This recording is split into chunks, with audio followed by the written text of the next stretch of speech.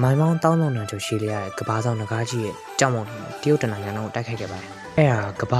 ကဘာဆောင်ငကားကြီးရဲ့ခန္ဓာကိုယ်တိစောက်ပုံအတိုင်းတကြံကြာရှိခဲ့ပါတယ်။တရုတ်နိုင်ငံမဟာတိုင်းကြီးကိုနိုင်ငံမြောက်ပိုင်းမွန်ဂိုမြစ်စစ်တီနဲ့ခြားသူတွေရန်ကာကွယ်ဖို့ခြုံချင်းမင်းဆက်ကတိစောက်ခဲ့ပါတယ်။ဗြိတိန်နိုင်ငံအတွင်းရှိပြည်သူတူတယောက်ချင်းစီကိုမဟာတိုင်းတိစောက်ရန်တိုင်းကြီးရဲ့မြေပမာဏ2ဆကိုဒူးပေါ်ခိုင်းစီခဲ့ပါတယ်။ခရစ်တော်မပေါ်မီ22ခုနှစ်မှာတော့ဒီဂရိတ်ချွန်ရှီဝမ်လက်ထက်မှာတနိုင်ငံလုံးစာအေးသားတူညီအောင်ပြုပြင်ခဲ့ပါတယ်။တိဘက်ကုန်းမြင့်မြင့်နဲ့ပစိဖိတ်သမုဒ္ဒရာတို့ကတဘာဝအတားဆီးများဖြစ်ခဲ့ပါတယ်။ဒါပေမဲ့မြောက်ပိုင်းတောင်တန်းဒေသတွေအားနည်းချက်အဖြစ်ဆက်လက်တည်ရှိခဲ့ပါတယ်။မွန်ဂိုတူရကီရှွန်နူနယ်ချက်ကျူးကျော်ခြင်းများမှာကာကွယ်ရန်အေဂရစ်ကတိုင်းငယ်များကိုသူ၏နောက်ဆက်ခံပြီးဂရစ်များကိုတိစောက်ခိုင်းခဲ့ပါတယ်။အခြားပြည်နယ်များနဲ့ဆက်သွယ်ဖို့သူကစင်ရဲတွင်ဒေတာအဖြစ်တည်ရှိခဲ့ပါတယ်။တိုင်းကြီးတိစောက်သူများပြသောကြပြများပုံမြင်များဒဏ္ဍာရီများအစုလိုက်ပုံလိုက်လူသေးအလောင်းများမြုပ်နိုင်နီးနားတုတ်တန်များနဲ့မဟာတိုင်းကြီးအတွင်းလည်းတွေ့ရှိခဲ့ပါတယ်။သို့တော့ယခုခါမှာတော့လူအလောင်းအကျွင်းညံများကိုမတွေ့ရှိတော့ပါဘူး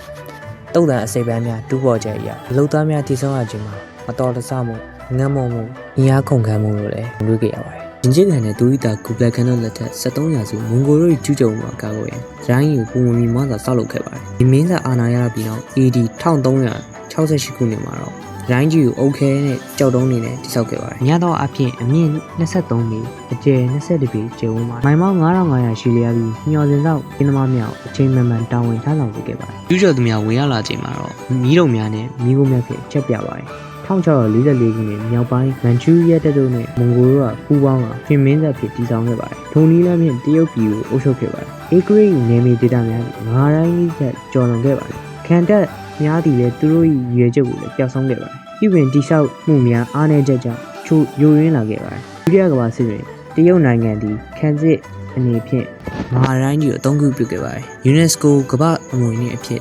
1989ခုနှစ်မှာတော့အတိအမှတ်ပြုခဲ့ပါတယ်။ယခုမှာတော့နှစ်စဉ်လာရောက်လေပတ်သူခီးတဲ့တန်းပေါင်းများစွာဝင်ရောက်လာပါတယ်။ယခုအခါမှာတော့ခီးသွွားများ၏မစင်မချင်းပြုလုပ်မှုကြောင့်တရုတ်နိုင်ငံအစိုးရကထိန်းသိမ်းပြုပြင်ခဲ့ပါတယ်။အကာသမှာလည်းတရုတ်နိုင်ငံမဟာတိုင်းကြီးကိုမြင်းတရအထိကြီးမြောက်ပါတယ်။တရုတ်နိုင်ငံမဟာတိုင်းကြီးကလူသားတွေရဲ့မှတ်တမ်းမှာအမခန်းအဖြစ်တရှိလျက်ဖြစ်နေပါတယ်။ဒီဗီဒီယိုလေးဒီလောက်မှလည်းဆုံးသက်ချင်ပါတယ်။ကြည့်ရှုရဲ့တူးကြောက်ခြင်းအခြေစုအထူးတင်ရှိပါတယ်။ကျွန်တော်ဒီဗီဒီယိုလေးကိုကြိုက် like လုပ်ကြပါဦး။နောက်ဗီဒီယိုမှာပြန်လည်တွေ့ပါမယ်။ You guys